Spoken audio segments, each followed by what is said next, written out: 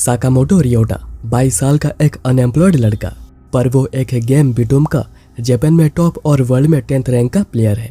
और ये गेम पूरे वर्ल्ड इंक्लूडिंग जापान में बहुत ही ज्यादा फेमस है। इस गेम में बस बॉम्ब्स का ही यूज किया जाता है जिन्हें कि बीम्स कहते हैं, जो कि गेम में टोटल 8 तरीके के होते हैं। और इस गेम में एक सोनार रेडार भी होती है जिसका यूज करके एनिमीज को डिटेक्ट किया जा सकता है। और साकामोटो बिटूम का इतना फेमस प्लेयर है कि उसे गेम के अंदर लगभग हर कोई जानता है। गेम्स मैगजीन में भी उसके बारे में लिखा जाता है। फिर एक दिन उसकी आंखें जंगल में खुलती है। वो देखता है कि वह पैराशूट से लटका हुआ है और क्योंकि आसपास कोई भी नहीं था, वो किसी तरह नीचे आने में कामयाब रहता है। साकामोटो सोचने लगता है कि आखिर ये कौन सी जगह है और वो यहाँ पर आया कैसे। उसे तो कुछ भी याद नहीं आ रहा। उसे बस इतना याद है कि वो बिटूम खेल रहा था। साकामोटो फिर देखता है कि उसके फोन में बिल्कुल भी नेटवर्क नहीं था और उसके हाथों पर एक क्रिस्टल भी अटैच हो रखा है जिसे कि निकाला नहीं जा सकता है। उसे यहाँ पर अपना बैग मिल जाता है जिसमें कि उसका वॉलेट, कपड़े और उसका लंच भी रखा हुआ था और इसी के साथ एक अनजाना बैग भी पड़ा हुआ था। साकामोटो डिसाइड करता है कि उसे भी खुद ही पता लगाना पड़ेगा कि आखिर वो कहाँ पर है और वो यहाँ पर पहुंचा कैसे। इसलिए वो जंगल के थ्रू आगे बढ़ने लगता है। पर यहाँ पर ऐसे ऐसे बग्स और स्पाइडर्स थे कि साकामोटो डर के मारे जंगल से बाहर आ जाता है और वो अपने सामने समंदर देखता है, यानी कि वो अभी एक आइलैंड पर फंसा हुआ है। तब हम पास्ट में देखते हैं जब साकामोटो के मॉम ने उसके कन्वीनियंस स्टोर में एक जॉब लगवा दी थी, जिससे गुस्सा होकर साकामोटो ने घर छोड़ दिया था, क्योंकि उसके हिसाब से वो जो जॉब करना चाहता है उसके पास वो जॉब पहले से ही है। उसके बाद वो जब एक स्टोर से बाहर निकलता है तो ब्लैक सूट वाले लोग उसे रोकते हैं और अभी साकामोटो को बस इतना ही याद आता है।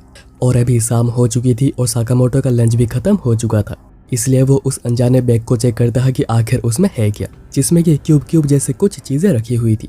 साकामोटो उठाकर चेक करता है तो यह बॉम्ब निकलता है, जिससे कि साकामोटो बाल बच पाता है। और ऐसे उसके बैग में और कुछ बॉम्ब्स रखे हुए हैं।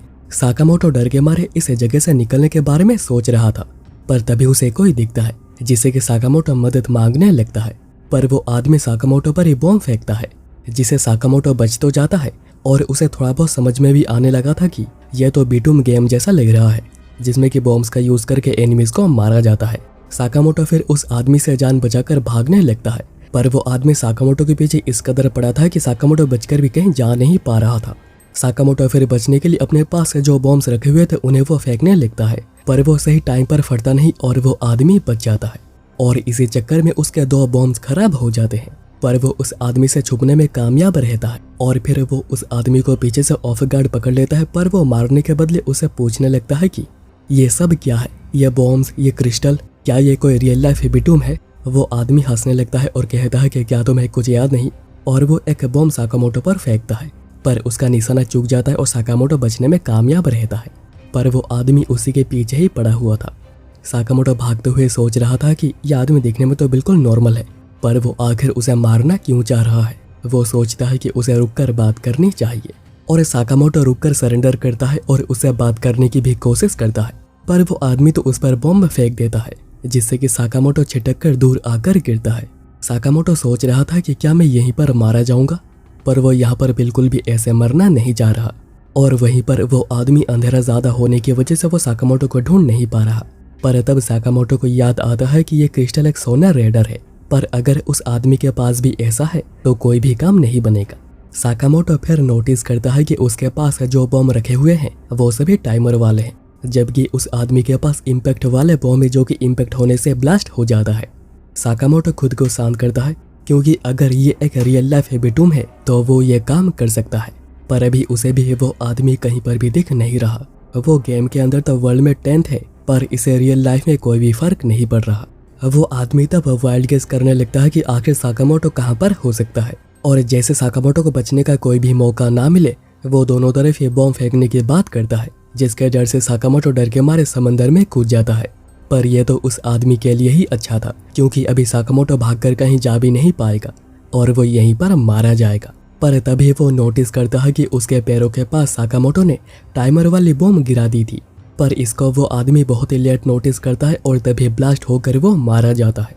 साकामोटो फिर पानी से बाहर आ जाता है और सोच रहा था कि यहाँ पर उसकी कोई भी गलती नहीं थी, क्योंकि अगर उसने मारा ना होता तो वो आदमी उसे ही मार देता। फिर वो उस आदमी के बीम से बैग को देखता है और उसे ये लेना ही पड़ेगा अगर उसे यहाँ पर सरवाइव करना है। इसके बाद हम लोग पास्ट में देखते हैं जब साकामोटो ने बिटूम कंपनी में अप्लाई किया था और उन्होंने उसे नौकरी भी दे दी थी, पर कहा था कि उसे थोड़ा इंतजार करना पड़ेगा। और अभी 2 साल हो गया है, उसे कोई भी कॉल नहीं आया। इसलिए उसके मॉम ने स्टोर में उसके जॉब लगवाई थी, जिससे गुस्सा होकर साकामोटो ने घर छोड़ दिया था। और अभी अगले दिन साकामोटो झील के किनारे उठता है और वो अपने सामने एक लड़की को देखता है जो कि खुद को साफ कर रही होती है, और वो साकामोटो को देखकर बहुत ही ज्यादा डर जाती है। अभी सीन शिफ्ट होता है पास्ट में। वही लड़की जिसका नाम है हिमिको, वो अपने दोस्त के आने का इंतजार कर रही थी और अपने सामने साकामोटो और उसके टीम को देख रही थी, जिन्हें कि सभी लोग बहुत ही ज्यादा प्रेज कर रहे थे और सभी लोग उसके टीम में आना चाहते हैं। तब साकामोटो की नजर उस पर पड़ती है और साकामोटो उसे उनके टीम में आने को कहता है, क्योंकि उनका एक मेंबर अभी लॉग आउट हो गया है, तो वो कुछ मैचेस उनके टीम में रहकर खेल सकती है।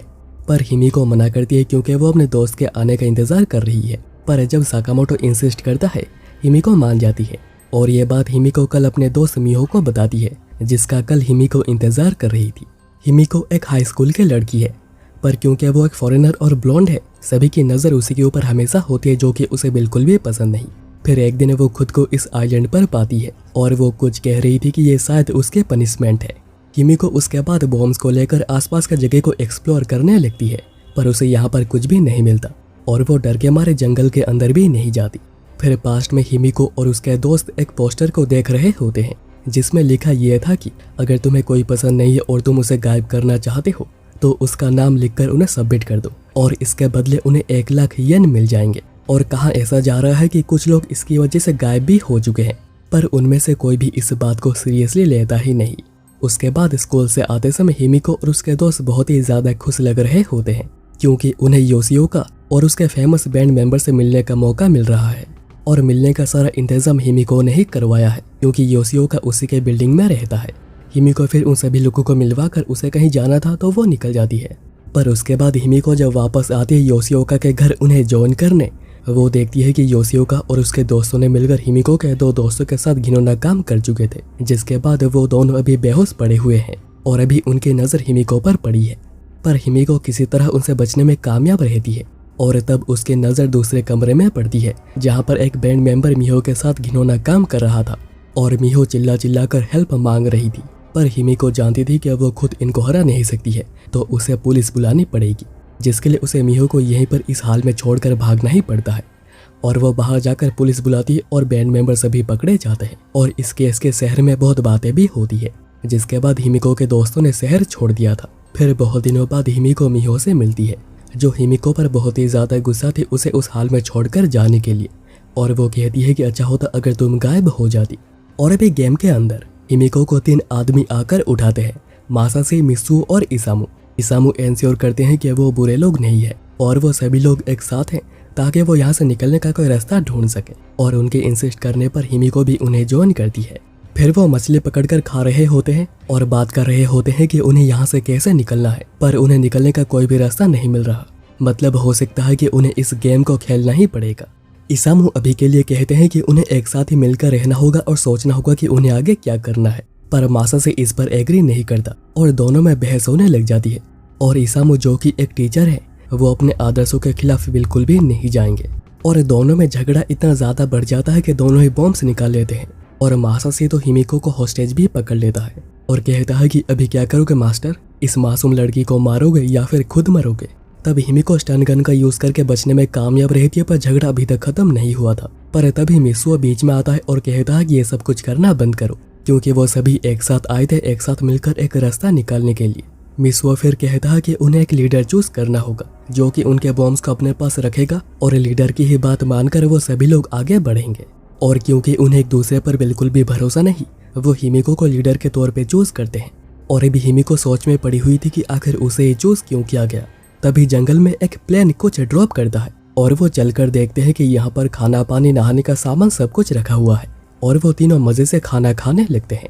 तब इसामू वहाँ पर आकर उन पर गुस्सा करने लगते हैं, क्योंकि उनके पास खाना तो पहले है नहीं, तो उन्हें खाना बचा बचा कर खाना चाहिए। पर अभी इस सबसे परेशान होकर मासाशी इसामू को मार ही देता है और डर के मारे कोई उसे कुछ कहता भी नहीं। पर इसामू के डेथ के बाद वो क्रिस्टल उनके हाथों से निकल जाता है। और अब अगले दिन सुबह सुबह मित्सुओ हिमिको को उठाता है और कहता है कि मासाशी अभी सोया हुआ है और उन्हें इसे मौके का यूज करके यहाँ से भागना पड़ेगा, नहीं तो इसामू के साथ जो हुआ था अगली बार उनके साथ होगा। इसलिए वो सारे सप्लाईज और बीम्स लेकर यहाँ से निकलते हैं पर मिसू अपने बड़े शरीर की वजह से बार बार रुक रहा था। और तब गलती से मिसू अपना सोना रेडर एक्टिवेट कर लेता है और वो देखता है कि मासाशी उन्हें ढूंढता हुआ इस तरफ ही आ रहा है। इसीलिए दोनों जान बचाने के लिए भागते हैं और अभी उनके सामने एक बहुत ही पुराना ब्रिज पड़ता है और उन्हें इसी को ही क्रॉस करके जाना पड़ेगा क्योंकि और कोई ब्रिज है ही नहीं।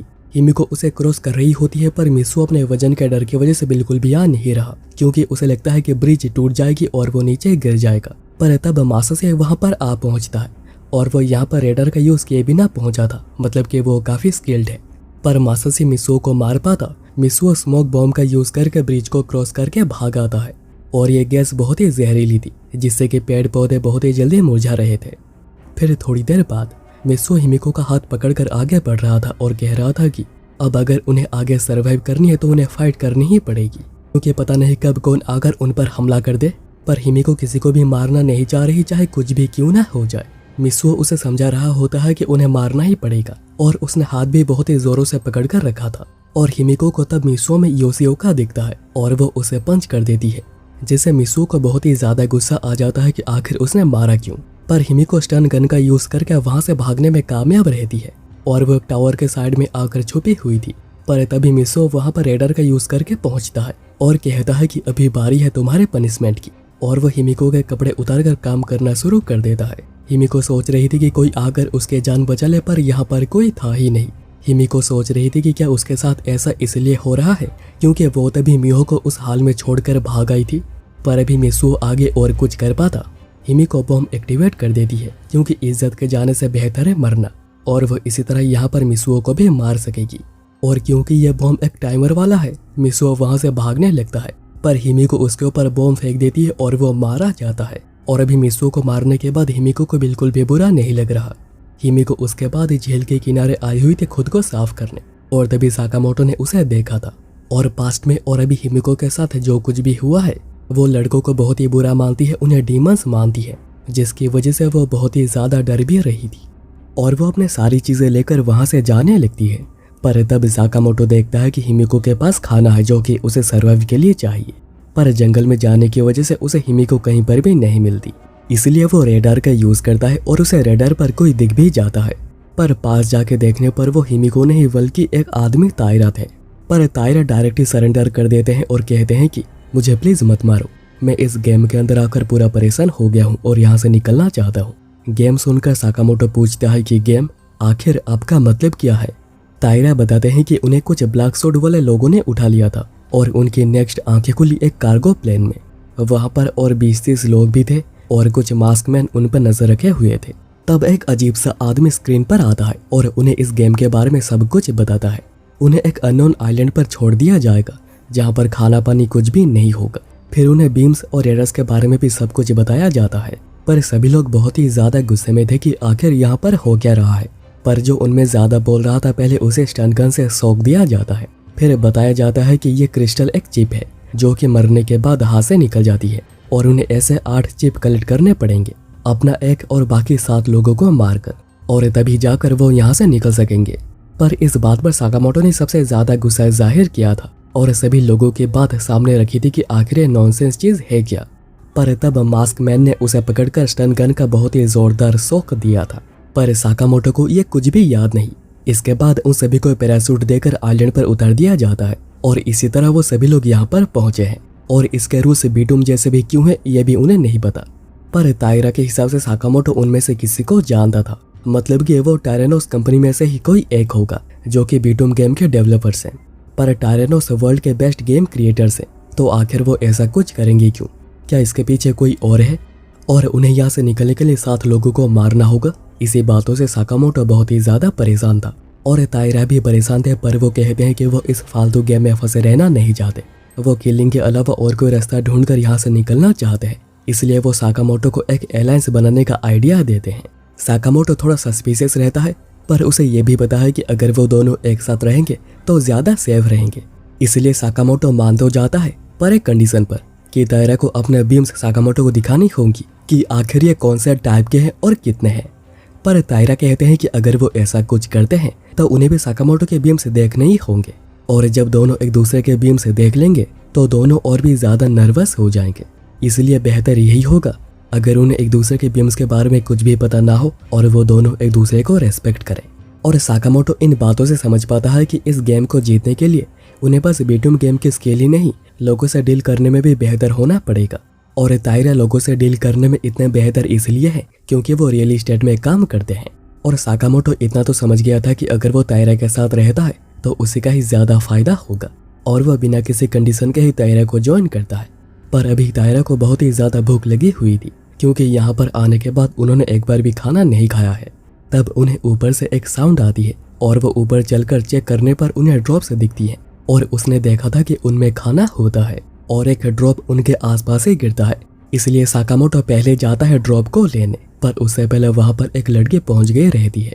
पर लैंडमाइन बीम पर पैर रखने की वजह से ब्लास्ट होता है जिसमें कि उस लड़की की जान चली जाती है, और जिसने सेटअप किया हुआ था वो क्रिस्टल और खाना लेकर वहां से चला जाता है। साकामोटो सोच रहा था कि अगर वो यहाँ पर उस लड़की के पहले पहुंचा होता तो अभी उसकी डेथ हो चुकी रहती, और कैसे लोग यहाँ पर दोबारा सोचे बिना लोगों को मार रहे हैं ये बात साकामोटो बिल्कुल भी हजम नहीं कर पा रहा। थोड़ी देर बाद वहां पर तायरा पहुंचते हैं और साकामोटो उन्हें बताता है कि आखिर यहाँ पर क्या क्या हुआ है। तायरा भी इससे बहुत ही डरे हुए रहते हैं, पर अभी उन्हें थोड़ी ही दूर में एक और पैराशूट भी दिखता है और वहां पर खाना लेने की कोशिश में उनकी डेथ भी हो सकती है, इसलिए साकामोटो मना कर रहा होता है। पर तायरा समझाते हैं कि उन्हें खाना लेना ही पड़ेगा क्योंकि खाली पेट फाइट तो होगी नहीं, तो अगर वो भूखे रहे तो उनकी डेथ ऐसे ही हो जाएगी। इसलिए दोनों डिसाइड करते हैं कि वो चलकर देखेंगे, अगर उनसे पहले वहां पर कोई पहुंच गया होगा तो वो चुपचाप वहां से वापस चले आएंगे। और पास पहुंचकर साकामोटो रेडर का यूज करता है और देखता है कि कोई एक इंसान है, पर वो बहुत ही दूर है और वो और भी दूर जा रहा है। इसलिए दोनों ड्रॉप के पास चलते हैं, पर वो देखते हैं कि यहाँ पर एक यंग लड़का कीरा खड़ा हुआ रहता है और उसने यहाँ पर एक आदमी को भी मार दिया था। इस लड़के का नाम है कीरा, जो कि एक साइको है। कीरा घर से भाग आया था अपने एब्यूसिव फादर की वजह से। कीरा ने पहले छोटी मोटी चोरियां करी, पर बाद में उसने 3 लड़कियों का इज्जत लूटकर उन्हें मार भी दिया था, जिस वजह से उसके बाद उसे अरेस्ट कर लिया गया था। पर उसके फादर ने लॉयर नासुमे को अपॉइंट किया था, जो किसी भी हाल में अपने क्लाइंट को प्रोटेक्ट करके ही रहता है। ऊपर से कीरा एक माइनर है तो उसे कुछ ज्यादा होगा भी नहीं। इसके बाद सीन शिफ्ट होता है आइलैंड पर, जब कीरा उसके फादर और नासुमे आइलैंड पर आ चुके थे। नासुमे कीरा को ढूंढ रहे होते हैं, जो कि 100 मेंढकों को मारकर बहुत ही ज्यादा खुश हो रहा था। नासुमे समझा रहे होते हैं कि जो जिंदा होते हैं उन्हें इसे मारना बिल्कुल भी अच्छी बात नहीं होती, पर आखिर ऐसा क्यों, कीरा पूछ रहा था। तब उन्होंने इस ड्रॉप को देखा था और तीनों ही पहुंचे थे इस ड्रॉप को लेने, पर इसे उतारने उसके फादर कीरा को पीटकर उसे बीम से ले लेते हैं, पर ये उनके हाथों बिल्कुल भी एक्टिवेट नहीं होता, इसलिए वो कीरा को यह काम करने कहते हैं। और इसी बीच उनका एब्यूसिव नेचर जारी ही रहता है, पर यह बीम ब्लास्ट नहीं होता और आसपास के जगह को गायब कर देता है। पर उन्हें इसका यूज करके ड्रॉप तो मिल चुकी थी, पर उसके फादर ड्रॉप को अपने पास रख लेते हैं और कहते हैं कि जिसको भी ये चाहिए उसे मेरी बात माननी ही पड़ेगी, क्योंकि जंगल का रूल यही होता है, जो स्ट्रॉन्ग होता है बस वही रूल करता है। इन्हीं बातों के गुस्से में कीरा उन्हें गाली दे देता है, तो उसके फादर उसे स्पेशल ट्रीटमेंट देने लगते हैं। और कीरा को याद आता है कि एक दिन वो लगातार 40 आवर्स तक बीटूम खेल रहा था, और तब उसके फादर ने आकर उसके बहुत ही ज्यादा पिटाई लगाई थी। और इन्हीं सभी का गुस्सा कीरा भी अपना बीम लगाकर निकालता है और उसके फादर की डेथ हो जाती है।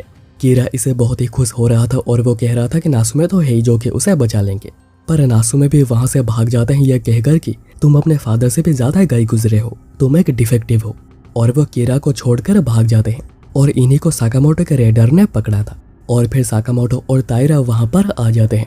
साकामोटो सोच रहा था कि रेडर के हिसाब से यहाँ पर तो कोई होना नहीं चाहिए था, पर उसे तभी याद आ जाता है कि बीटूम के अंदर अगर कोई प्लेयर बिल्कुल भी मूव नहीं कर रहा तो वो रेडर में पकड़ा नहीं जाता, और इसी वजह से कीरा भी रेडर में नहीं आया था। साकामोटो फिर पूछता है कि क्या तुमने ही इन्हें मारा है? कीरा कहता है कि ये मरना ही डिजर्व करता था, और अगर अभी मैं जैसा कहता हूँ तुम नहीं करते हो तो तुम लोगों का भी कुछ यही हाल होगा। पर साकामोटो कीरा से बात करने की कोशिश करता है, पर कीरा के अंदर अपने फादर के सारे ट्रेट्स आ रहे थे, इसलिए साकामोटो और तायरा को वहां से भागना पड़ता है। पर कीरा भी उनके पीछे आ रहा था और वो कॉन्फिडेंट है कि वो उन दोनों को मार सकता है, क्योंकि वो बीटूम का एक बहुत ही अच्छा खिलाड़ी है। साकामोटो भागते हुए सोच रहा था कि उन्हें जितना दूर हो सके जाना पड़ेगा, क्योंकि वो किसी को मारना नहीं चाहता। पर तभी तायरा गिर जाते हैं और उनके पैरों में चोट आ जाती है, इसलिए वो साकामोटो को उन्हें यहीं पर छोड़कर चले जाने को कहते, नहीं तो दोनों ही मरेंगे, इसलिए बेहतर कि वही अकेला सरवाइव करे। पर साकामोटो ऐसा नहीं करता, उल्टा वो तायरा को झाड़ियों में छुप जाने को कहता है, क्योंकि अगर वो हिलेंगे नहीं तो कीरा उन्हें कभी ढूंढ नहीं पाएगा। और तब तक साकामोटो कीरा को डिस्ट्रैक्ट करके यहाँ से दूर ले जाएगा। और साकामोटो कीरा को सबक सिखाने के बारे में भी सोचता है क्योंकि ये बच्चा कुछ ज्यादा ही फुदक रहा है। उसके बाद रेडर में देखने पर कीरा बहुत ही पास आ चुका था और अगर कोई भी रेडर का यूज करता है तो जो रेडर में आता है उसे भी पता चल जाता है कि इसने रेडर का यूज किया है। मतलब कि रेडर का यूज करने से दोनों को ही दूसरे के बारे में पता चल जाता है। साकामोटो सोच रहा था कि कीरा के पास आखिर कौन से बीम्स होंगे, पर इतने में कीरा कुछ ज्यादा ही पास आ चुका था और तभी वो दोनों ही एक दूसरे के ऊपर एक ही साथ चार्ज करते हैं और दोनों ही वहां से बच निकलते हैं। पर क्योंकि यह बीटूम गेम की एक बहुत ही कॉमन टेक्निक है, दोनों को ही पता चल जाता है कि वो दोनों ही बीटूम प्लेयर्स हैं। और इसे तो कीरा और भी ज्यादा खुश हो गया था क्योंकि अभी और भी ज्यादा मजा आएगा। दूसरी ओर तायरा ने चलकर क्रिस्टल को निकाल ली थी और प्रे कर रहे थे जैसे साकामोटो ठीक रहे। पर साकामोटो अभी के लिए कीरा से दूर भाग रहा था क्योंकि वो कीरा को मारना नहीं चाहता।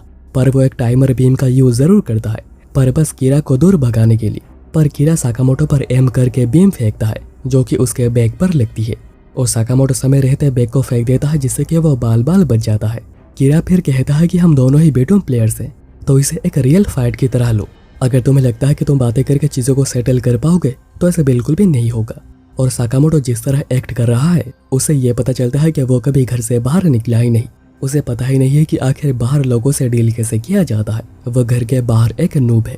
पर अगर उसे गेम की तरह रियल लाइफ में भी प्रो बनना है तो उसे लाइफ को एक गेम की तरह ट्रीट करना होगा। पर साकामोटो कहता है कि तुम अभी बच्चे हो, तुम्हें कुछ भी नहीं पता है। पर बात करने की वजह से कीरा को पता चल जाता है कि आखिर वो कहाँ पर छुपा हुआ है और वो वहीं पर बीम फेंकता है जिससे कि साकामोटो के सर पे चोट लगती है।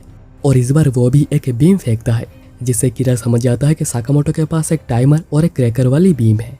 पर अभी सर में चोट लगने की वजह से साकामोटो ये डिफर नहीं कर पाता है कि आखिर ये गेम है या फिर रियल लाइफ, और उसे ये गेम लगने ही लगता है।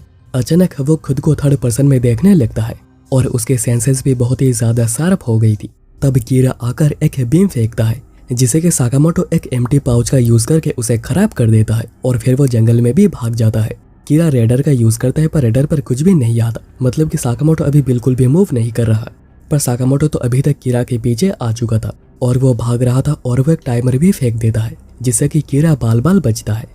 और वो अभी तक ये तो समझ गया था कि साकामोटो उसे सच में ही मारना चाहता है, जिसकी वजह से उसके मन में भी एक डर जैसा कुछ बैठ गया था और वो अगेन रेडर का यूज करता है। पर इस बार भी रेडर पर कुछ भी नहीं आता, जबकि साकामोटो अभी भी मूव कर रहा है। और ऐसा बार बार हो रहा था क्योंकि साकामोटो ही इन्हें कैंसिल कर रहा है बिल्कुल सेम टाइम पर इन्हें यूज करके। और वो ये कर पा रहा है क्योंकि वो समझ गया है कि आखिर कीरा कब कब रेडर का यूज करता है। कीरा इसे बहुत ही ज्यादा डरा हुआ था और तब साकामोटो एक बीम सीधे उसके ऊपर फेंकता है। तब साकामोटो को होश आ जाता है और वो अपने सामने कीरा को ऐसे देखकर वो भी बहुत ही डर गया था कि आखिर उसने कब ऐसा कुछ कर दिया।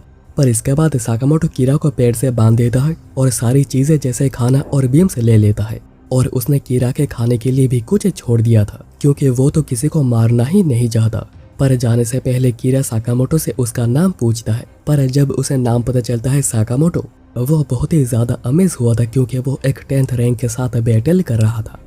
इसके बाद तायरा और साकामोटो मिलकर खाना खा रहे होते हैं और तायरा बार बार साकामोटो को शुक्रिया कह रहे थे क्योंकि साकामोटो ने उनके लिए अपनी जान दांव पर लगाई थी और फिर उन्हें खाना भी खिलाया।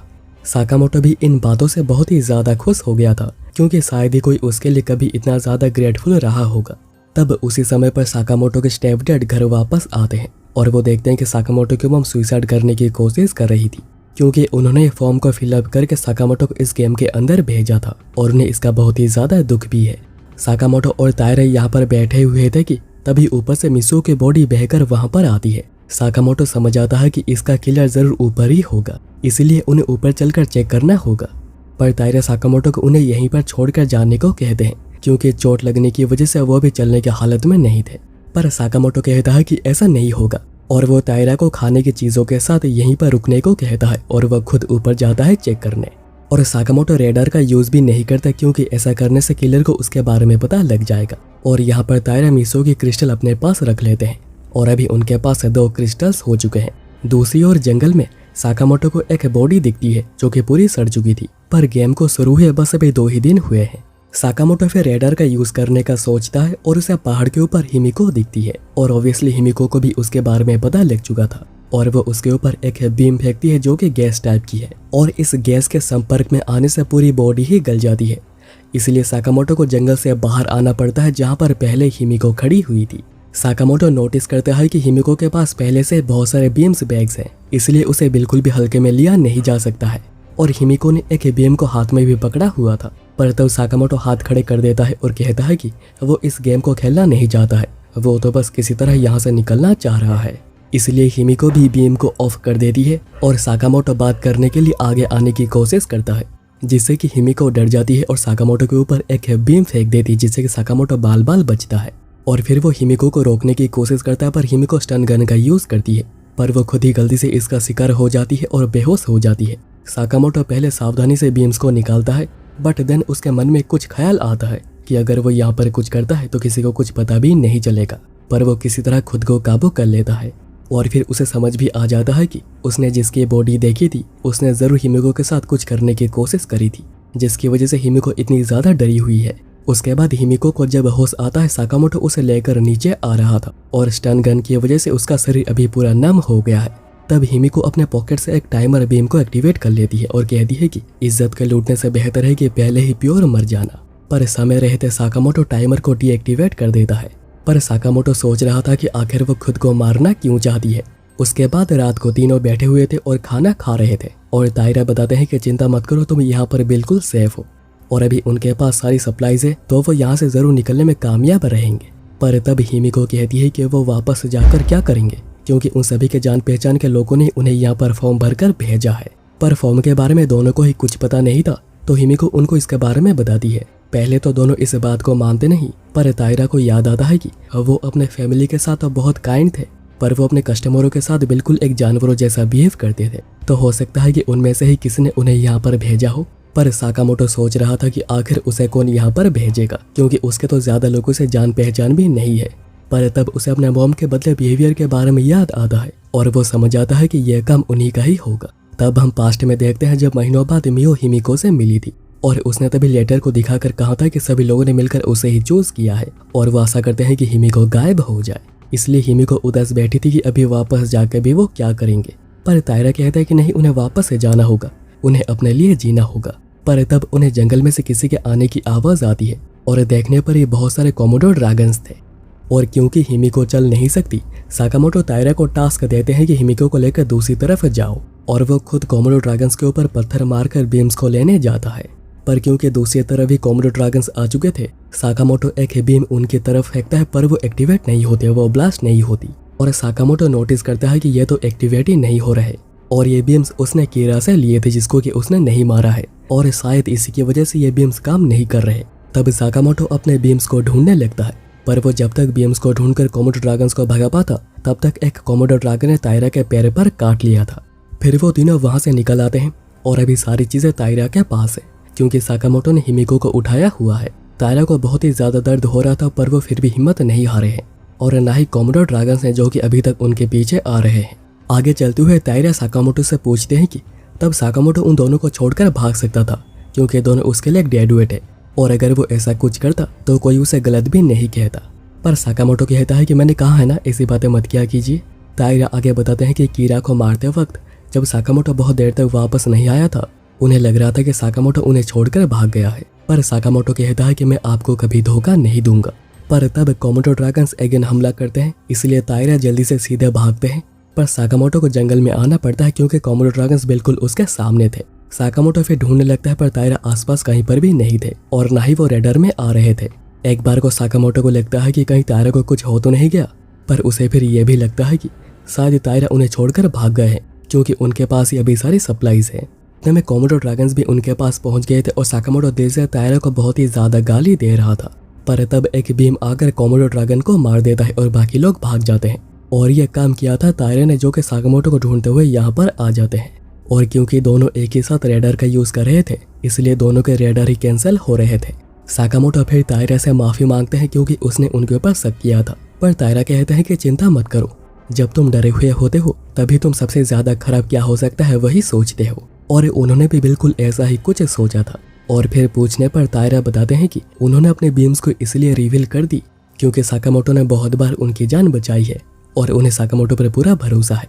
और फिर वो ऐसे ही आगे बढ़ते हैं और समंदर के पास पहुंचते हैं, जहाँ पर उन्हें एक बिल्डिंग दिखती है पर उन्हें बिल्डिंग में चढ़कर जाना पड़ेगा। पर हिमिको जो कि अभी तक बेहोश है, उसे लेकर चढ़ना बहुत ही ज़्यादा मुश्किल था। इसलिए दोनों मिलकर हिमिको को ले जाने की कोशिश करते हैं, पर यह प्लान भी काम नहीं करता और इतने में कोमोडो ड्रैगन्स वहाँ पर आ चुके थे। इसलिए तायरा जाते हैं उन्हें रोकने और साकामोटो यहाँ पर हिमिको को लेकर ऊपर चढ़ेगा। पर तायरा के पास है जो बीम से उनसे टारगेट लगाया जा सकता है, पर उनमें ज़्यादा पावर नहीं होती है और हिमिको को लेकर अकेले चढ़ा भी नहीं जा सकता है। इसलिए साकामोटो सोचता है कि अगर वो हिमिको को सेक्रीफाइस कर देते हैं तो वो बच सकते हैं, पर वो कुछ समझ नहीं पा रहा था कि आखिर वो क्या करेगा। इतने में तायरा देखते हैं कि साकामोटो अकेले ही ऊपर चढ़ चुका था, मतलब कि उसने हिमिको को सेक्रीफाइस कर दिया है, ऐसा तायरा को लग रहा था और वो बहुत ही ज़्यादा गुस्सा भी हो गए थे। पर साकामोटो तभी हिमिको के गैस वाले बीम का यूज़ करता है और जंगल में फेंक देता है, जिससे कि कोमोडो ड्रैगन्स भागेंगे नहीं तो मरेंगे। और वो हिमिको के बीम का यूज़ इसलिए कर पाया क्योंकि उसने इस बीम को हिमिको के हाथों ही एक्टिवेट करवाया था। और क्योंकि रात को समंदर की हवा लैंड की तरफ आती है तो गैस भी उनकी तरफ नहीं आएगा और वो सभी लोग पूरे सेफ है। इसके बाद हिमिको को होश आ गया था और वह पूरे बिल्डिंग को चेक करते हैं और वह यहाँ पर ही रहने का फैसला करते हैं। पर यहाँ पर खून के दाग थे जो कि बहुत ही पुराने हैं, तो हो सकता है कि इस गेम से पहले भी यहाँ पर कोई गेम हुआ हो। पर अब तक तायरा की कंडीशन बिगड़ने लगी थी, उनका दर्द बहुत ही ज़्यादा बढ़ गया था और उन्हें बहुत ही तेज़ फीवर भी आया था। इसलिए वो तायरा को रेस्ट करने देते हैं और साकामोटो आसपास के जगह को देखता है। वो देखता है कि 5 कोमोडो ड्रैगन्स मर चुके हैं और बाकी सब लोग भाग गए हैं। हिमिको फिर पूछती है कि जब मैं बेहोश हो गई थी तब क्या तुमने कुछ अजीब किया था, और साकामोटो को वो बात याद आ जाती है और हिमिको समझ आती है कि उसने कुछ तो किया है और वो गुस्सा हो जाती है। साकामोटो उसके बाद तायरा के पैरों में मेडिसिन डाल रहा था, पर वो इतने ज़्यादा दर्द में थे कि वो छटपटा रहे थे। इसलिए साकामोटो हिमिको को उन्हें पकड़ने को कहता है, पर वो किसी भी आदमी को टच करना नहीं चाह रही उसके पास्ट की वजह से।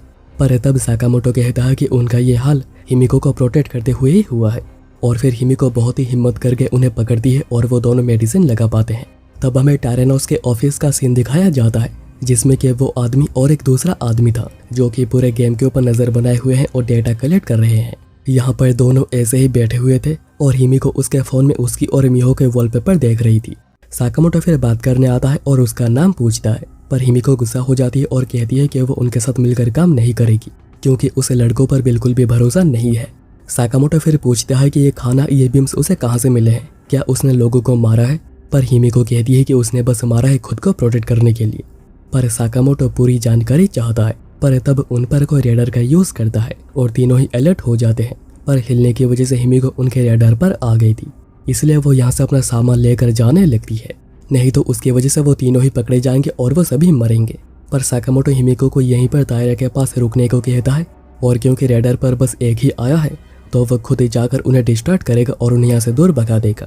इसलिए साकामोटो जंगल में आ जाता है और रेडार पर वो आदमी बहुत ही ज़्यादा दूर था, इसलिए साकामोटो और भी ज़्यादा दूर भागने की सोचता है जिससे कि वो आदमी भी यहाँ पर आ जाएगा और उन्हें और कोई प्रॉब्लम नहीं होगी।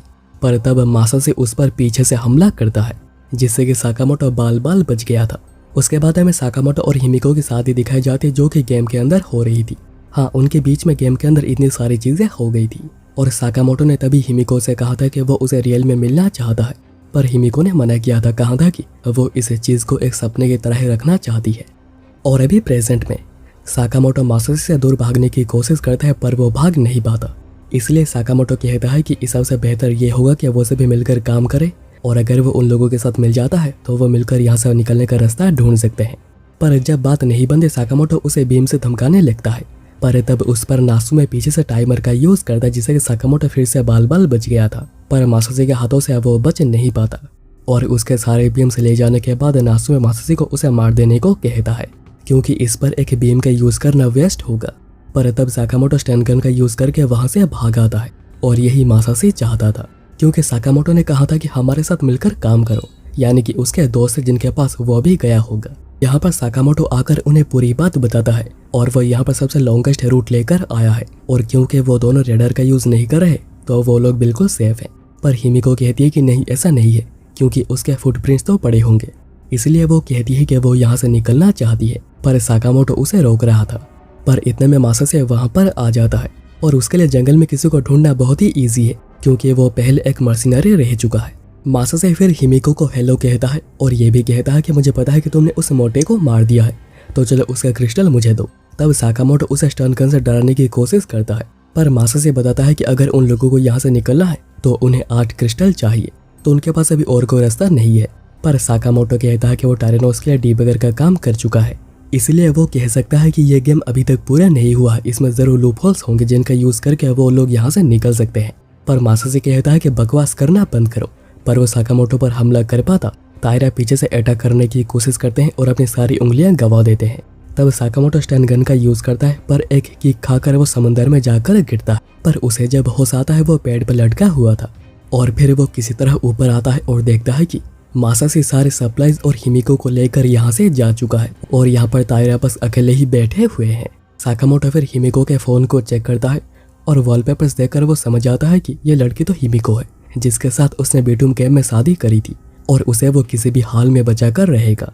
पर तायरा अकेले रहने से बहुत ही ज्यादा डर रहे थे। पर तायरा के ट्रीटमेंट के लिए भी उसे सप्लाईज चाहिए, इसलिए उसे तायरा को यहीं पर छोड़कर आगे जाना पड़ता है।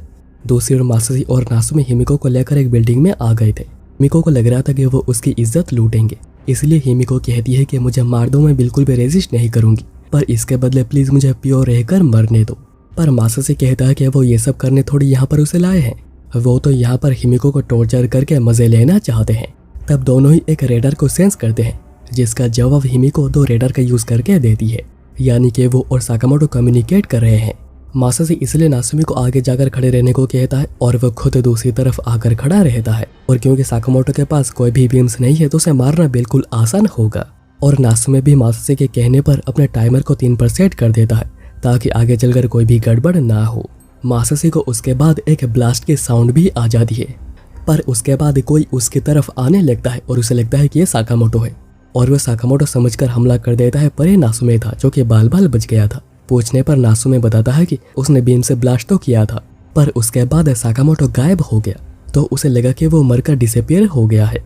पर वो तो अभी ऊपर बैठा है और फिर वो छुपकर जाकर कमरे तक भी पहुंच जाता है जहाँ पर कि एक इम्पैक्ट बीम को सेट करके रखा गया था। पर साकामोटो आखिरी समय पर बॉम्ब को डिफ्यूज करके अपने पास रख लेता है, क्योंकि अगर तुम किसी के भी बीम को डिफ्यूज करते हो तो उसके बाद तुम उसे भी यूज कर सकते हो।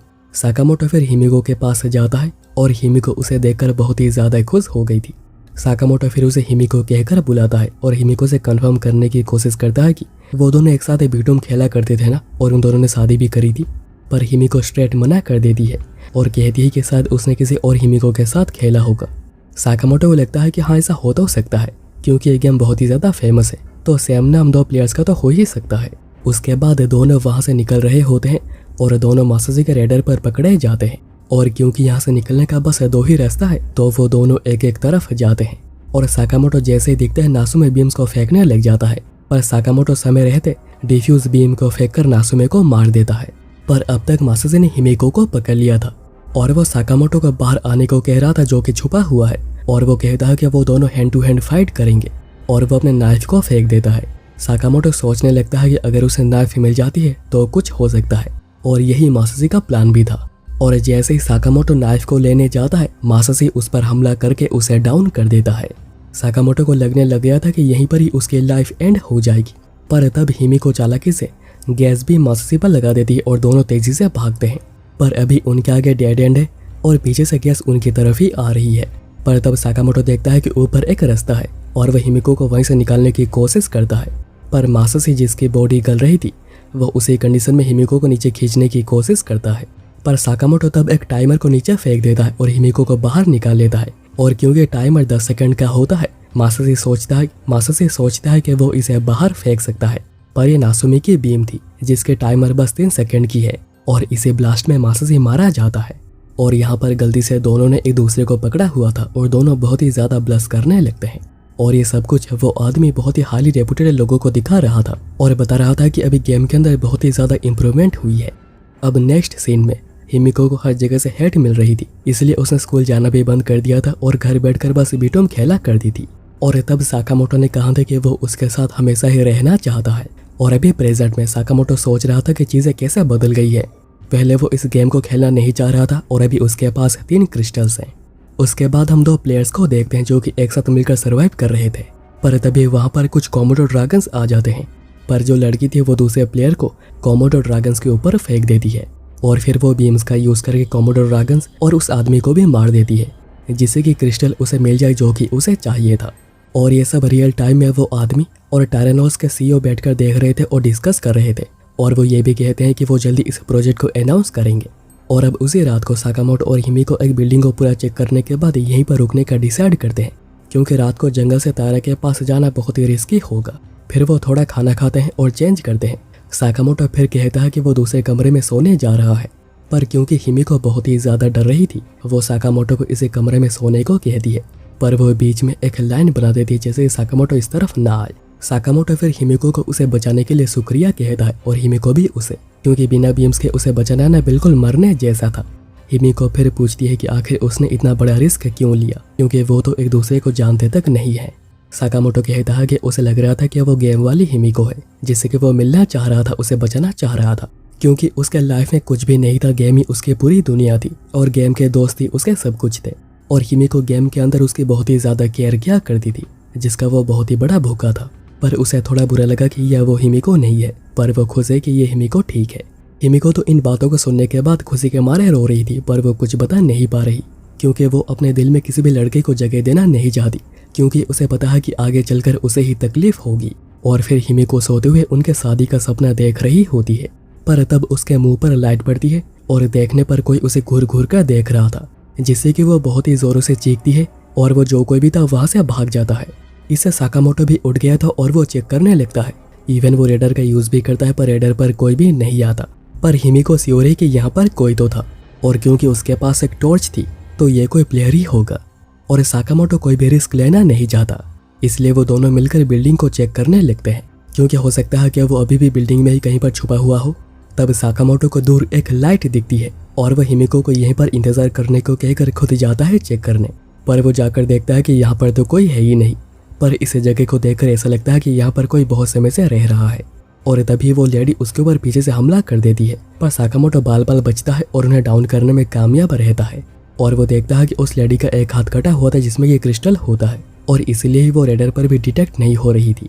साकामोटो फिर हिमिको को भी यहाँ पर ले आता है, पर जब उस लेडी को होश आता है और वो साकामोटो को देखती है, वो बहुत ही ज़्यादा गुस्सा हो जाती है, क्योंकि वो किसी वजह से लड़कों से बहुत ही ज़्यादा हेट करती है। इसलिए हिमिको साकामोटो को बाहर जाने को कहती है और वो खुद अकेली रहे और वो अकेली ही लेडी से बात करेगी। और साकामोटो के बाहर जाने के बाद वो थोड़ा शांत हो गई थी और वह पूछती है कि उन्हें क्या चाहिए, क्योंकि उनके पास ना ही क्रिस्टल है और ना ही कोई बीम्स। पर हिमिको कहती है कि वो इस गेम के बारे में जानना चाह रही है। लेडी बताती है कि वो इस गेम के अंदर 6 महीने से हैं और उनका नाम है मुरासिकी। वो पहले एक नर्स हुआ करती थी, जहाँ पर काम का प्रेशर बहुत ही ज़्यादा रहता था। और फिर एक दिन एक बहुत ही सीरियस मेडिकल एक्सीडेंट हो गई और डॉक्टर डेट इसके इंचार्ज थे, जिन्हें के वो बहुत ही ज़्यादा रेस्पेक्ट और लाइक करती थी। इसलिए डॉक्टर डेट को बचाने उन्होंने मेडिकल रिकॉर्ड में भी कुछ चेंजेस कर दिए और उनसे जो भी हो सकता था उन्होंने करा डॉक्टर डेट को बचाने के लिए। पर डॉक्टर डेट ने सारा इल्ज़ाम उनके ऊपर डाल दिया, जिससे कि उनकी नौकरी चली गई और उन्हें बहुत ही ज़्यादा बैकलेस भी मिला था।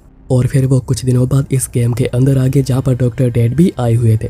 और डॉक्टर डेट ने उन्हें कहा कि पीछे जो भी हुआ है उसे भुलाते हैं और मिलकर काम करते हैं, और जैसे वो 14 क्रिस्टल्स को कलेक्ट करते हैं वो यहाँ से निकल पाएंगे। और वो भी उनके बातों में आ गई। पर जैसे ही उन्हें 6 क्रिस्टल्स मिल गए, डॉक्टर डेट ने उन्हें मारने की कोशिश करी। वो तो इसमें नहीं मरी, पर ब्लास्ट की वजह से उनका हाथ अलग हो गया था और डॉक्टर डेट ने हाथ में से क्रिस्टल को निकाल लिया। और क्योंकि उनके पास 8 क्रिस्टल हो गए थे, तो वहाँ पर एक हेलीकॉप्टर आ गई और वो बैठकर वहाँ से निकल गए। और क्योंकि उनके पास अभी कोई भी क्रिस्टल नहीं है, इसलिए वो अभी तक किसी के रेडर में आए बिना जिंदा है। और इन्हीं कारण की वजह से वो हिमिको को साकामोटो पर अंधे होकर भरोसा करने से मना करती है, क्योंकि जब उनके पास 6 क्रिस्टल्स हो जाएंगे तब कुछ भी हो सकता है। हिमिको फिर ये सारी बातें आकर साकामोटो को बताती है। साकामोटो कहता है कि अगर हेलीकॉप्टर आता है उन्हें लेने, तो जैसे ही उनके पास 8 क्रिस्टल्स हो जाएंगे वो हेलीकॉप्टर को कॉल करेंगे और फिर वो दोनों तायरा और लेडी मिलकर हेलीकॉप्टर को हाईजैक कर लेंगे और यहाँ से निकल जाएंगे। पर इन सब में हिमिको ने 6 क्रिस्टल्स मिलने के बाद क्या होता है उसके बारे में कोई बात नहीं करी थी। पर क्योंकि अभी सुबह हो चुकी है, वो तायरा के पास जाने के लिए निकलते हैं। और जाने से पहले लेडी साकामोटो को कहती है कि हिमिको का बहुत ही अच्छे से ध्यान रखना। पर तभी दूसरी ओर हम लोग देखते हैं कि तायरा के पट्टे वगैरह हो गई थी और वो रेस्ट कर रहे थे। और ये सब कुछ किया था डॉक्टर डेट ने, जिन्हें के वापस गेम में डाल दिया गया है, जिस वजह से वो बहुत ही ज़्यादा गुस्सा है। कुछ देर बाद तायरा को होश आ जाता है, पर वो अपने सामने डॉक्टर डेट को देखकर डर रहे होते हैं। फिर डॉक्टर डेड खुद को इंट्रोड्यूस करते हैं और कहते हैं कि उन्होंने ही उनकी पट्टी करी है और अगर तायरा ऐसे ही रेस्ट करते रहे तो वो जल्दी ठीक हो जाएंगे। और तायरा भी इन बातों से बहुत खुश हो जाते हैं क्योंकि उन्हें लग रहा था कि उनकी डेथ हो जाएगी, पर उन्हें क्या पता कि डॉक्टर डेड ने जानकर ऐसा किया है ताकि बाद में उनका यूज किया जा सके। तब साकामोटो और हिमिको वापस आते हैं और डॉक्टर डेड को देख वो उसे तायरा से दूर हटने को कहते हैं, पर डॉक्टर डेड बताते हैं कि वो तो बस जा रहे थे और तायरा को देखकर उन्होंने बस उनकी ट्रीटमेंट करी है क्योंकि एज ए डॉक्टर ये उनकी ड्यूटी है और वो भी इस स्टूपिड गेम से बाहर निकलना चाहते हैं। और तायरा भी उनके बातों को कंफर्म करते हैं, इसलिए साकामोटो उनसे माफी मांगता है, पर वो उन्हें अपने बीम से दिखाने कहता है ताकि पता चले कि उन पर भरोसा किया जा सकता है या नहीं। तो डॉक्टर डेड अपने बीम से दिखाते हैं जो कि रिमोट कंट्रोल टाइप के हैं और उन्होंने अभी तक एक भी बीम का यूज नहीं किया है क्योंकि अभी तक उनके सामने कोई मिला ही नहीं था तायरा के अलावा। इसलिए साकामोटो उन्हें बीम से वापस कर देता है और उन्हें अपने टीम में आने को कहता है ताकि वो सभी मिलकर जब 8 क्रिस्टल्स हो जाएंगे हेलीकॉप्टर को हाईजैक करके यहाँ से निकल जाएंगे। और वो ये भी रिवील कर देता है कि उसके पास अभी 3 क्रिस्टल्स हैं और डॉक्टर डेड ये बातें जानकर खुशी खुशी उन्हें ज्वाइन कर लेते हैं क्योंकि अभी इन तीनों को मारकर यहाँ से निकलना ज्यादा आसान रहेगा। तब प्लेन आकर आइलैंड पर ड्रॉप करती है और क्योंकि उन्हें फूड चाहिए तो उन्हें जाना ही पड़ेगा, पर तायरा फिर से अकेले होने से डर रहे थे। पर साकामोटो कहता है कि हम लोग जल्दी ही वापस आएंगे और एक ड्रॉप उनके आसपास ही गिर रहा था, इसलिए तीनों उसी को ही टारगेट करते हैं। पर रेडर से चेक करने पर और भी 6 लोग थे जो कि इस ड्रॉप के पीछे आ रहे थे, पर साकामोटो इंसिस्ट करता है कि उन्हें जाना ही पड़ेगा, तो हो सकता है कि बाकी लोग डरकर वापस चले जाएं। और ऐसा होने भी लगता है। 2 लोग वापस चले जाते हैं, 2 लोग वेट करते हैं, पर जो बाकी 2 बचे हुए थे वो अभी भी उनके पीछे आ रहे थे और भागते भागते वो दोनों ही साइड बाय साइड आ जाते हैं और कोई भी पीछे हटने को तैयार ही नहीं था। और वो दोनों ही कोशिश करते हैं पर हवा की वजह से किसी के हाथों पर ड्रॉप नहीं लगती। पर साकामोटो इसे देखकर पहचान लेता है कि ये तो वही है जिसने कि ट्रैप को सेट किया था और इस बंदे का नाम है ओडा। फिर दोनों ही एक दूसरे के ऊपर बीम मारते हैं जिससे कि एक बड़ा धमाका होता है और ये उनके बोथ पार्टनर्स देख रहे होते हैं। और ओडा की पार्टनर है किनोसिटा जो कि पहले अपने पार्टनर को सेक्रीफाइस कर चुकी है। और अब हिमिको और किनोसिटा फाइट करते हैं जिसमें कि किनोसिटा बहुत ही इजीली हिमिको को डाउन कर देती है, जिसके बाद वो टाइमर डालकर चली आती है। दूसरी ओर साकामोटो उठकर ओडा को ढूंढ रहा होता है, पर तब हम देखते हैं कि डॉक्टर डेड के हाथों ड्रॉप लग चुकी थी, पर ड्रॉप किसी वजह से निकल नहीं रही थी। तब ओडा उन पर गैस बीम का यूज करता है जिस वजह से डॉक्टर डेड को ड्रॉप छोड़नी पड़ती है, पर उसने पहले ही बीम लगा दी थी जिसे ब्लास्ट करने पर साकामोटो सक्सेसफुली उसे लेने में कामयाब रहता है। पर ओडा अभी तक पीछा पड़ा हुआ था और साकामोटो आगे भाग रहा था। दूसरी ओर किनोसिटा सोच रही थी कि ओडा को भेजकर हिमिको की क्रिस्टल ले लेगी क्योंकि ब्लास्ट के बाद वो ये घिनौना बॉडी नहीं देख पाएगी। पर तब हिमिको साइड से स्टन गन लेकर आ जाती है जिस वजह से किनोसिटा के हाथों से उसके आयरन रोड गिर जाती है। हिमिको बताती है कि उसने आखिरी समय पर बीम को साइड फेंकर बच गई थी। किनोसिटा तब टाइमर का यूज करने का सोचती है, पर हिमिको बताती है कि उसके पास क्रैकर्स हैं, मतलब कि एडवांटेज उसके पास है। पर अगर कोई भी यहाँ पर बीम का यूज करता है तो दोनों को ही चोट पहुंचेगी, इसलिए यहाँ पर हैंड टू हैंड फाइट करनी पड़ेगी। पर हिमिको के पास एक फायदा है कि उसके पास स्टन गन है। यहाँ पर साकामोटो अभी भी भाग रहा होता है, पर तभी उस पर फ्लेम बीम्स का यूज किया जाता है और वो आग से पूरा घिर चुका था और ये काम एक और आदमी ऊपर खड़े रहकर कर रहा था जिसका साथ अभी कीरा है। ओडा फिर उसे फ्लेम में कूद जाता है और ड्रॉप को लेकर समंदर में जंप करता है। तब एक और फ्लेम बीम का यूज किया जाता है, इसलिए साकामोटो को भी समंदर में जंप करना ही पड़ता है। दूसरी ओर स्टन गन को देखने के बाद किनोसिटा बिल्कुल भी डर नहीं रही थी, उल्टा वो हिमिको को भड़का देती है जिस वजह से हिमिको भी हमला करने आगे आ जाती है और किनोसिटा उसे बहुत ही इजीली पकड़ लेती है। पर हिमिको रेजिस्ट कर रही थी, पर तब उसे ख्याल आता है कि वो तो अभी तक मरने का कोशिश कर रही थी, तो अभी वो क्यों जीना चाह रही है। और उसके सामने साकामोटो का चेहरा नजर आता है, पर उसने कभी कुछ ऐसा फील किया ही नहीं। पर वो यहाँ पर भी काउंटर करने में कामयाब रहती है और वो स्टन गन का यूज भी करती है, पर वोल्टेज कम होने की वजह से कोई काम नहीं आता और किनोसिटा गुस्से में आकर उसे मारने लग जाती है। पर तब एक बीम आकर साइड में गिरती है जिससे कि दोनों को भागना पड़ता है और ये काम किया था डॉक्टर डेड ने, जो कि दोनों को मारकर उनका क्रिस्टल लेना चाह रहा था। पर जब ये काम नहीं बनता वो ऐसे एक्ट करने लगता है जैसे कि उसने बीम डालकर हिमिको की जान बचाई है।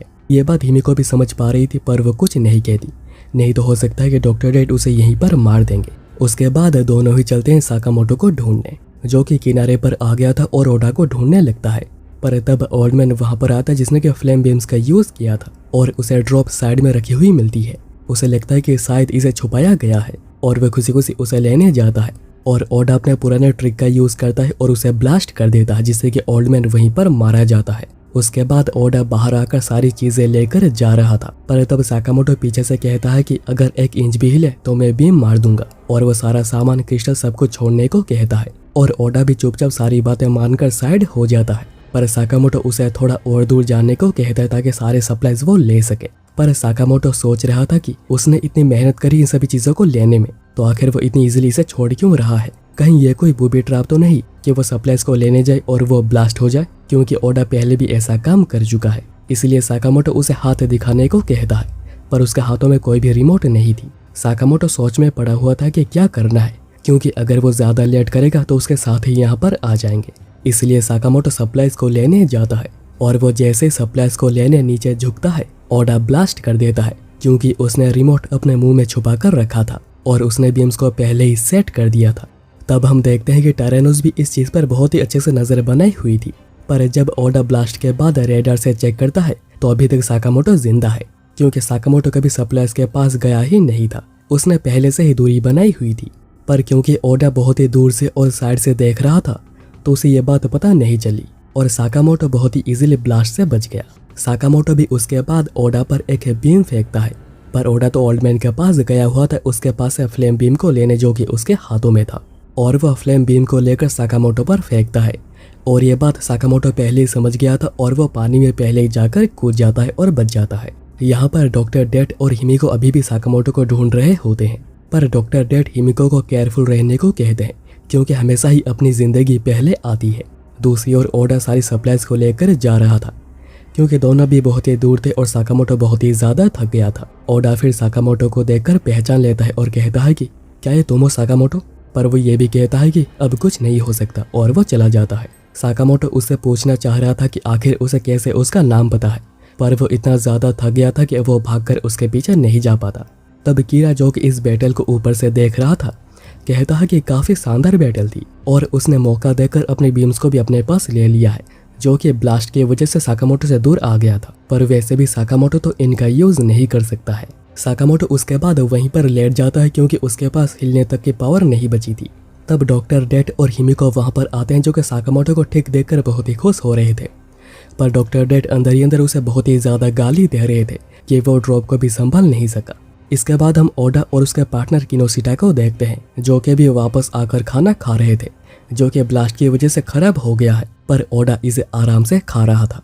और यहाँ पर साकामोटो डॉक्टर डेट के बचे हुए खाने से खाना बना रहा होता है, और सोच रहा था कि आखिर वो कौन था और उसे आखिर मेरा नाम कैसे पता। पर बहुत सोचने पर उसे स्कूल का दोस्त ओडा याद आ जाता है, जो कि खेलने में, पढ़ाई में, हर चीज में एकदम नंबर 1 था। उसके बहुत से दोस्त थे और लड़कियां भी उसे बहुत ही ज्यादा पसंद किया करती थी, पर साकामोटो इसका पूरा ही उल्टा था और वो ओडा की तरह ही बनना चाह रहा था। पर एक लूजर होने के बाद भी ओडा साकामोटो का बहुत ही अच्छा दोस्त था, और वो बस साकामोटो के सामने अपनी सारी बातें खोल कर किया करता था।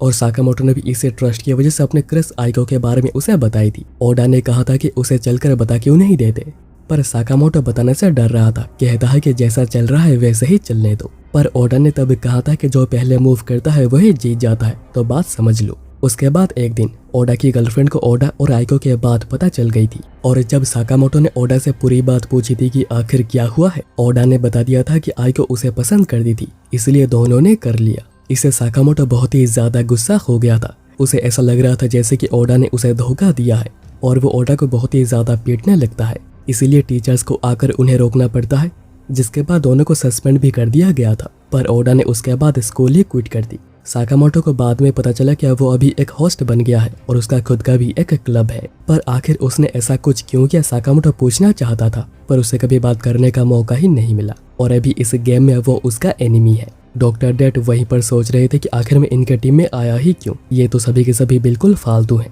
तब साकामोटो खाने के लिए शुक्रिया कहता है। डॉक्टर डेट कहते हैं कि चिंता मत करो, और कल एक और प्लेन आएगी तो हमें उससे ही ड्रॉप लेना होगा। पर साकामोटो पूछता है कि आपको कैसे पता कि कल आएगी, तो डॉक्टर डेट बात को घुमा देते हैं कि उन्होंने प्लेन्स को एनालाइज किया है तो उन्हें पता है, पर जबकि ये उसका सेकंड टाइम है इसलिए उसे पता है। साकामोटो फिर तायरा को खाना खिला रहा होता है और डॉक्टर डेट चेक करके बताता है कि कोमोडो ड्रैगन का जहर उनके बॉडी में फैल गया है, इसलिए घाव ठीक नहीं हो रहा, और अगर उन्हें जल्दी सीरम नहीं दिया गया तो उनकी ऐसे ही डेथ हो जाएगी। तब हिमिको साकामोटो को बात करने के लिए बाहर बुलाती है और बताती है कि मुरासाकी ने बताया था कि वहाँ पर एक मेडिसिन सप्लाई है, तो वहाँ पर कुछ मिल सकता है।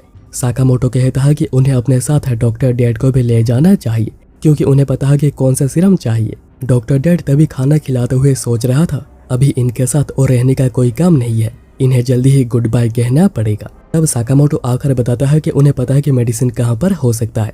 तायरा कह रहे थे कि तुम मुझे फिर से अकेला छोड़ के जा रहे हो। साकामोटो कहता है कि चिंता मत कीजिए, हम लोग जल्दी ही वापस आएंगे। और अब वहाँ पर जाते समय हिमिको बताती है कि उसे डॉक्टर डेड पर बिल्कुल भी भरोसा नहीं क्योंकि उसने पहले उसे मारने की कोशिश की पर बाद में ऐसे बिहेव किया कि जैसे उसने उसकी मदद करी है। और उसे ये भी बताया कि साकामोटो के पास 3 क्रिस्टल्स हैं। पर साकामोटो कहता है कि अगर उन्हें यहाँ पर सर्वाइव करना है तो उन्हें एक दूसरे के ऊपर भरोसा करना ही पड़ेगा। ऊपर से उन्होंने अपना खाना शेयर किया है और उन्होंने उनके मिलने से पहले एक भी बीम का यूज भी नहीं किया था, तो हिमिको को इसके बारे में ज्यादा सोचना नहीं चाहिए। फिर वो उस जगह पर पहुंच जाते हैं पर किसी भी हाल में उन्हें मुरासेकी के बाद सीक्रेट ही रखनी पड़ेगी। तब डॉक्टर डेड पूछता है कि तुम लोगों को कैसे पता कि यहाँ पर मेडिसिन है। साकामोटो बताता है कि हिमिको एक बार यहाँ पर खो गई थी इसलिए उन्हें पता है कि यहाँ पर मेडिसिन है, पर वो कहाँ पर है उन्हें ढूंढना पड़ेगा क्योंकि हिमिको का प्लान था कि वो यहाँ पर आकर मुरासेकी से पूछेंगे। इसलिए तीनों अलग अलग गए हुए थे और हिमिको वहीं पर गई थी जहाँ पर मुरासेकी है। थोड़े समय बाद डॉक्टर डेड को मेडिसिन कहाँ पर है मिल जाती है क्योंकि वो यहाँ पर पहले भी आ चुके हैं पर अभी तक चीजें बिल्कुल भी नहीं बदली है। फिर वो कुछ चीजें रख लेते हैं पर उन्हें यह भी पता है कि यह कोई काम नहीं आएगा। तब साकामोटो भी वहां पर पहुंचता है और डॉक्टर डेड बताते हैं कि उन्होंने उन दोनों की बातें सुनी है पर वो लोग यहाँ पर म्यूचुअल ट्रस्ट के बिना बिल्कुल भी सरवाइव नहीं कर पाएंगे और डॉक्टर डेड को उन पर भरोसा है तो उन लोगों को भी उन पर भरोसा करना होगा। डॉक्टर डेड उसके बाद बैग साकामोटो को संभालने को देते हैं और कहते हैं कि इसमें जरूरी सामान है, पर किसी वजह से साकामोटो को डॉक्टर डेड को देखकर कुछ अजीब लग रहा था। फिर वो हिमिको को बुलाने के लिए रेडार का यूज करता है तो हिमिको उनकी तरफ ही आ रही थी पर भागते हुए, और वो आकर कहती है कि इस बैग को फेंक दो क्योंकि इसके अंदर बीम है। साकामोटो कुछ समझ नहीं पाता कि हिमिको क्या कह रही है और तभी डॉक्टर डेड इसको ब्लास्ट कर देते हैं। इससे हिमिको बहुत ही ज्यादा टूट गई थी और अभी डॉक्टर डेड उसे अप्रोच करता है और पूछता है कि उसे कैसे पता चला कि इस बैग में एक बीम है, क्योंकि उसका प्लान ये था कि दोनों को एक साथ ही बीम से उड़ा देना। पर अभी कोई प्रॉब्लम भी नहीं, वो अभी हिमिको को अलग ही मार सकता है। पर तब मुरासेकी पीछे से आकर डॉक्टर डेड पर हमला कर देती है और हिमिको को बचा लेती है। और हमें तभी 10 मिनट पहले का सीन दिखाया जाता है जब हिमिको मुरासेकी से पूछने आई थी कि आखिर मेडिसिन कहाँ पर है। और जब मुरासेकी हिमिको को दिखा रहे थे कि आखिर कहाँ पर है तभी उनकी नजर डॉक्टर डेड पर पड़ी थी और वो पहचान गए थे कि यही वो दरिंदा है। और जब उन्होंने डॉक्टर डेड को बैग साकामोटो को देते हुए देखा वो समझ गए कि उसके अंदर बीम है क्योंकि वो पहले भी इस ट्रिक का यूज कर चुका है। इसलिए ही ये बात बताने के लिए हिमिको भागकर आ रही थी। मुरासेकी हिमिको को लेकर दूर जा रहे होते हैं जो कि साकामोटो के जाने से पूरी टूट गई है और क्योंकि अंदर ब्लास्ट हो सकता है वो लोग बाहर आने का सोचते हैं जहाँ पर पहले से डॉक्टर डेड आकर खड़ा हुआ था और वो अभी तक मुरासेकी को जिंदा रहने के लिए तारीफ करता है। और जैसा कि मुरासेकी ने सोचा था डॉक्टर डेड ने पहले अपने सारे रिमोट बीम्स बिल्डिंग में फैला दिए हैं, इसलिए अभी उन दोनों का यहाँ से बचकर निकल पाना बहुत ही नामुमकिन है। और अभी हिमिको भी हिम्मत हार गई है। डॉक्टर डेड कहते हैं कि चिंता मत करो क्योंकि मैं तुम्हें जल्दी तुम्हारे बॉयफ्रेंड के पास पहुंचा दूंगा। पर तब मुरासेकी एक बीम उनके ऊपर फेंकती है जो कि उन्होंने हिमिको के हाथों प्रेस करवाया था और अभी यहाँ पर 2 वर्सेस 1 हो गया है। मुरासेकी बताती है कि पहले वो खुद को कोस रही थी चीजों को ना समझने के लिए और प्यार पर अंधा भरोसा करने के लिए, पर अब और नहीं। और वो बीम मारने आगे आने लगती है तो डॉक्टर डेड ये देखकर डर के मारे भागने लगते हैं और मुरासेकी उनके पीछे आने लगती है और यही उनका प्लान था। और सही स्पॉट के पास पहुंचने पर डॉक्टर डेड पहले से सेट के बीम को ब्लास्ट कर देते हैं और मुरासेकी की डेथ वहीं पर हो जाती है। और अभी बस हिमिको बची है जिसे कि मारना अभी बहुत ही आसान है, जिसके बाद उन्हें 6 क्रिस्टल्स मिल जाएंगे तायरा को मिलाकर। हिमिको को पता है कि डॉक्टर डेड उसे मारने आ रहा है और वह यहाँ से कहीं पर भी भागकर जा नहीं सकती क्योंकि यहाँ पर हर जगह पर बीम पहले से लगे हुए हैं, मतलब कि उसे यहाँ पर खुद फाइट करनी पड़ेगी। पर आखिर वह फाइट क्यों करेगी वो सोचने लगती है क्योंकि साकामोटो तो अभी नहीं रहा तो वह वापस जाकर क्या करेगी। और अगर उसे पहले से पता होता तो वह साकामोटो को बता देती कि वही रियल हिमिको है। पर अब डॉक्टर डेड हिमिको को ऑफर देता है उसे ज्वाइन करने का ताकि दोनों मिलकर यहाँ से निकल सके। पर हिमिको मना कर देती है क्योंकि उसे पता है कि डॉक्टर डेड आगे जाकर धोखा ही देगा। इसलिए डॉक्टर डेड फिनिश करने बीम फेंकता है पर वो टकराने के बाद भी ब्लास्ट नहीं होती। और ये देख डॉक्टर डेड बहुत ही ज्यादा हैरान हुए थे, पर वो देखते हैं कि ये बीम तो एक्टिवेट ही नहीं हो रहे जो कि साकामोटो के बीम है। डॉक्टर डेड उसके बाद रेडार का यूज करते हैं और देखते हैं कि साकामोटो उनकी तरफ ही आ रहा है और वो अभी तक जिंदा है। डॉक्टर डेड समझ नहीं पा रहा था कि आखिर कैसे।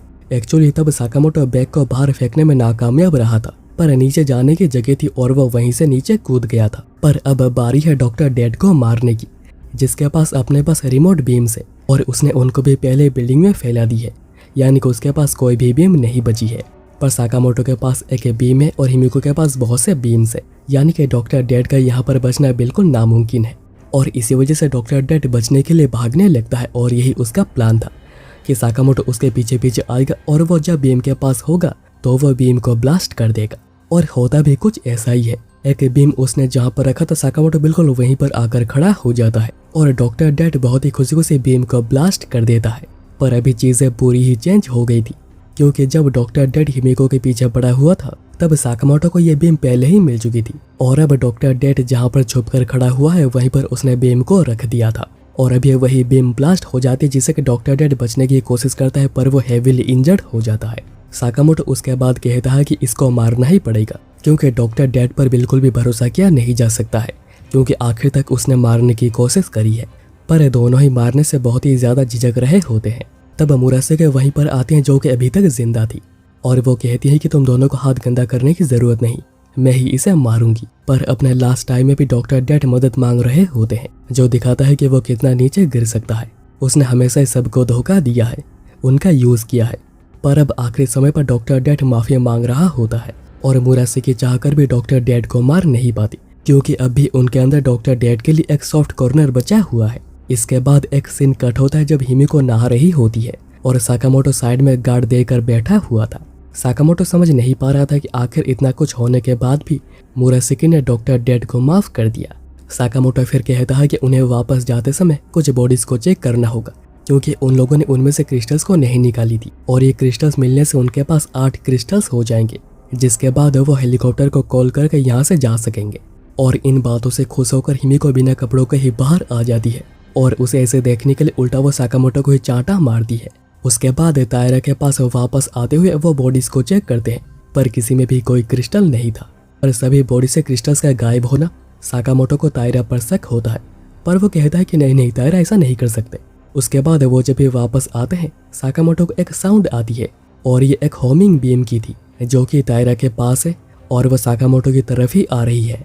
तब हमें कुछ समय पहले का सीन दिखाया जाता है जब साकामोटो के पास ना होने की वजह से तायरा बहुत ही ज्यादा डरे हुए थे। तब उन्हें अपना बेटा दिखाई देता है जो उन्हें कह रहा था कि आखिर आप वापस क्यों नहीं आ रहे, आखिर आप कब वापस आएंगे। और तायरा अपने बेटे को यहाँ पर देखकर बहुत ही ज्यादा बेचैन हो गए थे और वो बातें करते हुए बहुत ही ज्यादा इमोशनल भी हो जाते हैं। वो कह रहे थे कि उनके पास 8 क्रिस्टल्स नहीं है, अगर होता तो वो कब का यहाँ से निकल जाते। तब उनके वाइफ आखी को भी वहीं पर आती है और उन्हें आइडिया देती है कि उनके पास अभी 3 क्रिस्टल से खुद का मिलाकर, तो अगर वो साकामोटो और हिमिको को मार देते हैं तो उनके पास 5 क्रिस्टल्स हो जाएंगे और साकामोटो के पास पहले से ही 3 और क्रिस्टल्स हैं, यानी कि 8 क्रिस्टल्स हो जाएंगे और वो यहाँ से निकल सकेंगे। और तायरा भी अपने फैमिली को देखने के लिए बहुत ही ज़्यादा बेचैन हो गए थे और उन्हें यह आइडिया भी पसंद आ जाता है, पर ये सब कुछ उनके एंग्जाइटी और अकेलेपन का किया धरा है, क्योंकि यह सब एक इल्यूजन है जो कि वो देख रहे हैं। और अब प्रेजेंट में साकामोटो तेजी से भागता है और एक आयरन रोड का यूज करके बीम को नीचे डाउन कर देता है, क्योंकि जब तक बीम टारगेट के पास नहीं आती वो ब्लास्ट नहीं होगी। साकामोटो कहने लगता है कि तायरा अगर आप हैं जो कि ये करें तो प्लीज रुक जाइए, पर तब उस पर एक और बीम आने लगती है जिससे कि साकामोटो रोड से साइड कर देता है, पर वो पहले वाले बीम के पास आ गया था और ब्लास्ट होता है, जिससे कि उसके पैरों में बहुत ही ज्यादा चोट लग गया था। और ये सब कुछ तायरा जंगल में छुपकर देख रहे होते हैं। मिको भी रो रो कर कह रही थी कि प्लीज ऐसा कुछ मत कीजिए, प्लीज रुक जाइए, पर तब उसे मुरासेकी की बात याद आती है कि जब 6 क्रिस्टल्स हो जाएंगे तभी उनका रियल टेस्ट होगा और शायद तायरा उन्हें इसी वजह से बेट्रे कर रहे हैं। साकामोटो को भी अभी बहुत ही गुस्सा आ रहा होता है, क्योंकि उन्होंने प्रॉमिस किया था कि वो दोनों ही एक साथ यहाँ से बाहर निकलेंगे, पर क्योंकि अभी तायरा बिल्कुल भी मूव नहीं कर रहे वो रेडर पर भी नहीं आते। साकामोटो को तब याद आता है कि जब जब साकामोटो उनसे दूर जा रहा था वो उन्हें जाने को मना कर रहे थे, वो बहुत ही ज्यादा डरे हुए थे।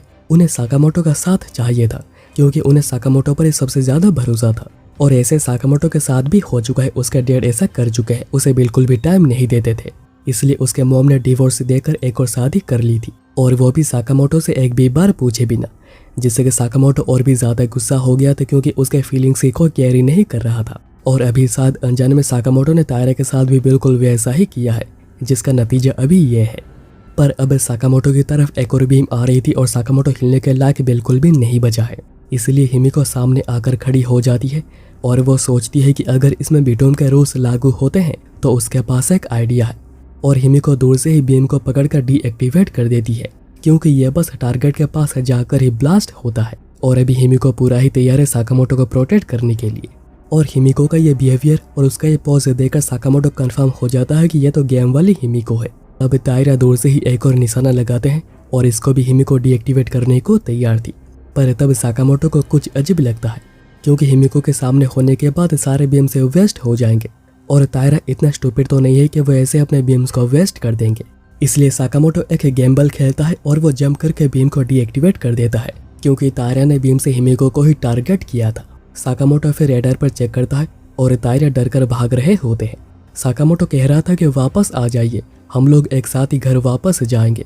पर तायरा को लग रहा था कि दोनों ये बात इसलिए कह रहे हैं ताकि उनके वापस जाते ही दोनों उन्हें मार दे। और क्योंकि अभी उनके पास बस एक ही बीम बची हुई है, वो रिस्क लेने का डिसाइड करते हैं और साकामोटो पर एम करते हैं। साकामोटो कह रहा होता है कि मुझे माफ़ कर दीजिए, मैं आपको और चिंता नहीं करवाऊंगा, आपको कभी अकेला नहीं छोड़ूंगा, प्लीज़ वापस आ जाइए, हम लोग एक साथ घर वापस जाएंगे, हम लोगों ने प्रॉमिस किया था। इन बातों को सुनने के बाद तायरा बीम को डीएक्टिवेट कर देते हैं। पर इतने में कोमोडो ड्रैगन्स उनके पास आ चुके हैं और पैरों में चोट लगने की वजह से वो यहाँ से भागकर कहीं जा भी नहीं सकते हैं। और तायरा समझ गए थे कि यही उनका कर्मा है क्योंकि उन्होंने उन दोनों को धोखा दिया तो उनके साथ कुछ ऐसा ही होना था। और वो दोनों से माफी मांगकर खुद को ही टारगेट करके ब्लास्ट कर देते हैं जिससे कि कोमोडो ड्रैगन्स भी मारे जाते हैं।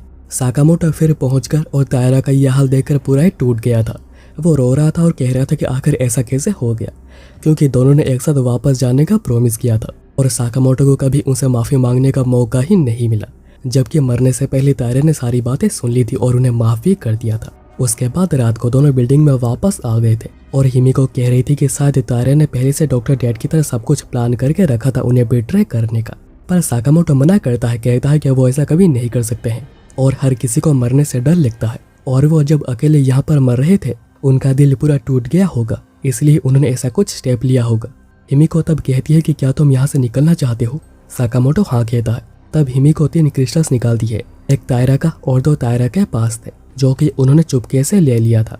तो अब उनके पास 6 क्रिस्टल्स हो गए हैं और हिमिको साकामोटो को उसे मार देने को कहती है ताकि उसके पास 7 और अपना एक 8 हो जाए और साकामोटो घर वापस जा सके क्योंकि वैसे भी वो वापस जाकर क्या करेगी क्योंकि उसे तो कोई चाहता ही नहीं, सब लोग उसे इग्नोर ही करते हैं। जबकि साकामोटो ने यहाँ पर उसके लिए कितना कुछ किया है, उसकी कितनी बार जान बचाई है। साकामोटो तब कहता है कि क्या तुम पागल हो गई हो? क्या तुम्हें लगता है कि मैं तुम्हें सेक्रीफाइस कर दूंगा यहाँ से जाने के लिए? नहीं, ऐसा कभी नहीं होगा, ना ही गेम में और ना ही रियल लाइफ में। और वो बता देता है कि उसे पता चल चुका है कि वही उसका रियल हिमिको है और हिमिको भी उसके बाद रोने लगती है, जिसके बाद दोनों किस करते हैं। फिर वो हीट ऑफ द मोमेंट में आगे बढ़ने का डिसाइड करते हैं। पर टच होने से हिमिको बहुत ही ज़्यादा डर रही थी क्योंकि ये उसके लिए एक ट्रॉमा है और साकामोटो भी इस बात को समझ रहा था। पर हिमिको पूरी कोशिश कर रही थी अपने डर को छुपाने की। तब साकामोटो को ओडा साइड में दिखता है जो कि कह रहा था कि बिल्कुल अभी रुको मत और अपना काम करते जाओ। क्या तुम फिर से यहाँ पर हार मानना चाह रहे हो? क्योंकि अगर तुमने अभी नहीं करी तो तुम्हारा मौका कोई और ही ले जाएगा। पर तब साकामोटो को समझ आता है कि वो ओडा की तरह बिल्कुल भी नहीं है और वो ना ही कभी होना चाहता है, इसलिए वो खुद को रोकता है और हिमिको पूछती है कि क्या हुआ। साकामोटो कहता है कि हीट ऑफ द मोमेंट में ऐसा कुछ करना बिल्कुल भी अच्छा नहीं होगा और वो भी इस जैसे जगह पर, इसलिए वो चाहता है कि दोनों मिलकर यहाँ से बाहर निकले, जिसके बाद वो ऑफिशियली हिमिको को डेट करना शुरू करेगा। इन बातों से हिमिको बहुत ही ज़्यादा खुश हो गई थी क्योंकि साकामोटो बाकी लड़कों की तरह बिल्कुल भी नहीं है और वो उसके रियल में केयर करता है, जिसके बाद वो खुशी के मारे साकामोटो को हक करती है। फिर हम देखते हैं कि वो आदमी एक टेक्निकल आदमी को आइलैंड पर भेज रहा था क्योंकि किसी वजह से सर्वर बंद हो गया है और वो जो आदमी जा रहा था कह रहा था कि साकामोटो माफ़ करना, मैं बस इतना ही कर सकता हूँ। और इस एनिमे का सीज़न 1 यहीं पर ख़त्म हो जाता है। तो अगर दोस्तों तुम लोगों को वीडियो पसंद आई तो वीडियो को लाइक कर देना और सब्सक्राइब ज़रूर से करके जाना।